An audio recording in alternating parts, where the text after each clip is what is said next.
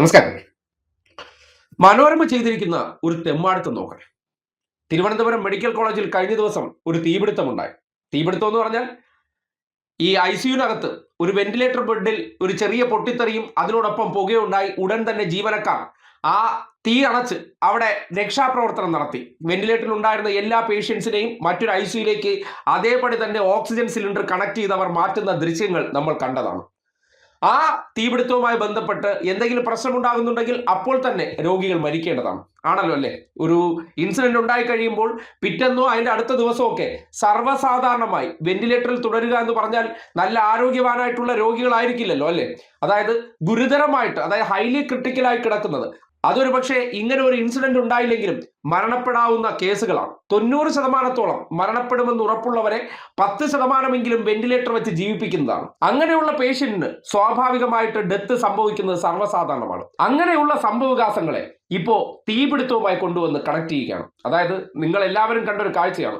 തീപിടുത്തമുണ്ടായ സന്ദർഭങ്ങളിൽ ജീവൻ പോലും പണയം വെച്ച് ഡോക്ടർമാരും ജീവനക്കാരും മറ്റ് സന്നദ്ധ പ്രവർത്തകരും രാഷ്ട്രീയ ഭേദമന്യേ സകലരും ചേർന്ന് അവിടെ രക്ഷാപ്രവർത്തനം നടത്തി. അരമണിക്കൂറിനകത്ത് ആ ഒരു ഫ്ലോറിൽ നിന്നുള്ളവരെ എല്ലാം അടുത്ത ഐസിയുയിലേക്ക് മാറ്റി. അങ്ങനെയുള്ള പ്രവർത്തനം ജീവൻ പണയം വെച്ച് ചെയ്ത ആരോഗ്യ പ്രവർത്തകരാണ്. അവരെക്കുറിച്ച് ഒരു നല്ല വാക്ക് പറയണ്ട. പക്ഷേ നമ്മുടെ നാട്ടിൽ തന്നെ പറയാറില്ലേ, എല്ലായിടത്തും കാണും ചില കുളയട്ടമാർ. അതായത് ഡോക്ടർമാരുടെ രൂപത്തിൽ ഉണ്ടാകും.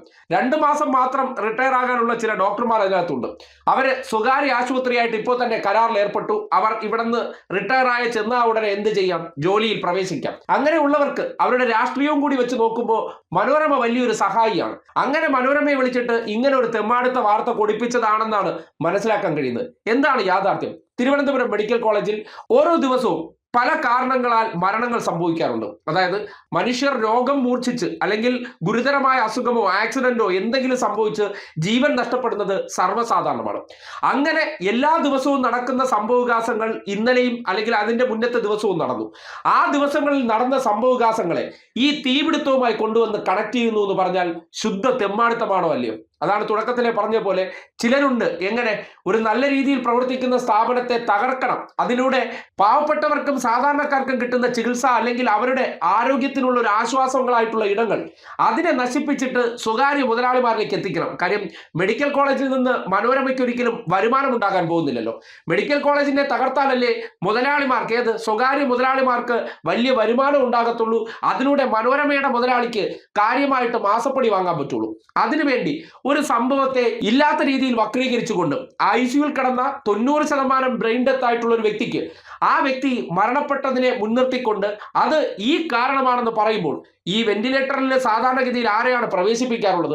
ജീവൻ വലിയ അപകടത്തിലാകുന്നവരാണ്. വെന്റിലേറ്ററിൽ പ്രവേശിപ്പിക്കുന്ന എല്ലാവരും രക്ഷപ്പെടുന്ന ചരിത്രമുണ്ടോ? ഇല്ലല്ലോ. അപ്പോ ഡോക്ടർമാർ ഉൾപ്പെടെയുള്ളവർ വലിയ പ്രയത്നമെടുത്ത്, കാര്യം ഈ ഇലക്ട്രിക്കൽ സാധനങ്ങൾ പൊട്ടിത്തെറിക്കുക എന്ന് പറഞ്ഞാൽ ഇവിടുത്തെ സ്വകാര്യ ആശുപത്രികളിൽ ഇത് സംഭവിക്കില്ല. അതായത് നിങ്ങൾ തന്നെ ഒരു കാര്യം ആലോചിച്ച് നോക്കൂ. 24 മണിക്കൂർ പ്രവർത്തിക്കുന്ന ഒരു ആശുപത്രിയാണ്. അതും ഒരു റെസ്റ്റുമില്ലാതെ ഈ സാധനങ്ങൾ ഇങ്ങനെ പ്രവർത്തിക്കുമ്പോൾ ഇലക്ട്രിക് സാധനങ്ങൾ പൊട്ടിത്തെറിച്ചു പോകുന്നത് ഏതെങ്കിലും ഒരു വ്യക്തിക്ക് തടയിടാൻ പറ്റുന്ന കാര്യമാണോ? അങ്ങനെ ഒരു സംഭവവികാസം ഉണ്ടായാൽ അടിയന്തരമായി ഇടപെട്ടോ എന്നതാണ്. മറ്റ് സ്വകാര്യ ആശുപത്രികളിൽ പോലും ജീവനക്കാർ ഇങ്ങനെ ജീവൻ പണയം വെച്ച് ആ സന്ദർഭത്തിൽ ഇറങ്ങി രോഗികളെ രക്ഷിക്കാൻ വേണ്ടി ഇറങ്ങി പുറപ്പെടില്ല. അവിടെയാണ് മെഡിക്കൽ കോളേജിലെ എല്ലാ ജീവനക്കാരും ചേർന്ന് ഉടനടി തന്നെ ആ വെന്റിലേറ്ററിൽ കിടന്ന പേഷ്യൻസിനെ ഓക്സിജൻ സിലിണ്ടർ ഉൾപ്പെടെ കണക്ട് ചെയ്ത് മറ്റ് ഐസിയുയിലേക്ക് മാറ്റിയത്. ആ പുകയ്ക്കിടയിൽ നിന്ന് രക്ഷാപ്രവർത്തനം നടത്തിയതിന്റെ ഭാഗമായിട്ട് ചില ജീവനക്കാർ ഈ പുക ശ്വസിച്ച് കുഴഞ്ഞു വീണിട്ടുണ്ട്. അവർ അവിടെ ചികിത്സയിലാണ്. അവർ ഇപ്പോഴും അതിന്റെ ആരോഗ്യ പ്രശ്നങ്ങൾ നേരിടുന്നു. ഇതൊന്നും ഒരു പ്രശ്നമല്ല. ജീവൻ പണയം വെച്ച് ഈ പ്രവൃത്തി ചെയ്ത മനുഷ്യർ മറ്റുള്ളവരെ കൊന്നു എന്ന തരത്തിൽ ഇമാതിരി വ്യാജ പ്രചരണം നടത്തുമ്പോൾ ആ ചെയ്തവന്റെ അണപ്പല്ലടിച്ച് തെറിപ്പിക്കുക അല്ലാതെ മറ്റെന്താണ് ചെയ്യേണ്ടത്? ഒരു സിസ്റ്റത്തിനകത്ത് ഇങ്ങനെയുള്ള സംഭവവികാസങ്ങൾ ഉണ്ടാകുമ്പോൾ എങ്ങനെയാണ് അതിന്റെ ഇടപെടൽ എന്നാണ് നമ്മൾ ആദ്യം നോക്കേണ്ടത്. കേരളത്തിലെ ഒരു സ്വകാര്യ ആശുപത്രിയിലും തീ പിടിക്കില്ല എന്ന് നിങ്ങൾ കരുതുന്നുണ്ടോ? ഇതേ മനോരമ ഉൾപ്പെടെയുള്ളവർ ചെയ്ത ഒരു തെമ്മാടുത്തം കൂടി അറിയണം. തലസ്ഥാനത്തെ പ്രമുഖ സ്വകാര്യ ആശുപത്രിയിൽ അടുത്ത കാലത്ത് തീ പിടിച്ച വാർത്ത നിങ്ങൾ അറിഞ്ഞോ? ഐസിയുവിലാണ് തീ പിടിച്ചത്. ഈഞ്ചക്കലിനടുത്ത് പ്രവർത്തിക്കുന്ന ആശുപത്രിയുടെ ഐസിയുവിൽ തീ പിടിച്ചിട്ട് അത് വാർത്തയേ അല്ല. അങ്ങനെ മുതലാളിമാരുടെ വാർത്തകൾ മുക്കുന്ന ചരിത്രം നമ്മുടെ നാട്ടിലുണ്ട്. ഈ സ്വകാര്യ ആശുപത്രികളിലെല്ലാം ഇത്തരം പ്രവർത്തിച്ചുകൊണ്ടിരിക്കുന്ന ഏതെങ്കിലും ഉപകരണങ്ങൾ പൊട്ടിത്തെറിക്കാം, ഇത്തരം സംഭവവികാസങ്ങൾ ഉണ്ടാകാം. കാര്യം എന്താണ്? അത് 24 hours റെസ്റ്റ് ഇല്ലാതെ ഇലക്ട്രോണിക് ഐറ്റംസ് പ്രവർത്തിക്കുമ്പോൾ ചിലപ്പോൾ ഉണ്ടായി പോകാവുന്ന സർവ്വസാധാരണ സംഭവമാണ്. അതിനെയാണ് ഒരു തെരഞ്ഞെടുപ്പ് കാലഘട്ടത്തിൽ കോൺഗ്രസിന് കുറച്ച് നേട്ടമുണ്ടാക്കട്ടെ, കോൺഗ്രസിന് പറയാനായിട്ട് ഒരു വിഷയം ഉണ്ടാക്കി കൊടുക്കാൻ വേണ്ടി ഈ ആശുപത്രിക്കകത്ത് തന്നെ പ്രവർത്തിക്കുന്ന, നേരത്തെ പറഞ്ഞ പോലെ സ്വകാര്യ ആശുപത്രിയുടെ ഏജന്റുമാരായിട്ട് ഇതിനകത്ത് പ്രവർത്തിക്കുന്ന ചില ഡോക്ടർമാർ ചേർന്ന് മനോരമയിലെ ചില മാധ്യമ പ്രവർത്തകരുമായിട്ട് ബന്ധം സ്ഥാപിച്ച് ഇങ്ങനെയുള്ള തോന്നിവാസങ്ങൾ വാർത്ത എന്ന പേരിൽ പ്രചരിപ്പിക്കുന്നത്. വസ്തുതാപരമായി നോക്കുകയാണെങ്കിൽ ഒരു സംഭവവികാസം ഉണ്ടായത് എന്നുള്ളത് യാഥാർത്ഥ്യമാണ്.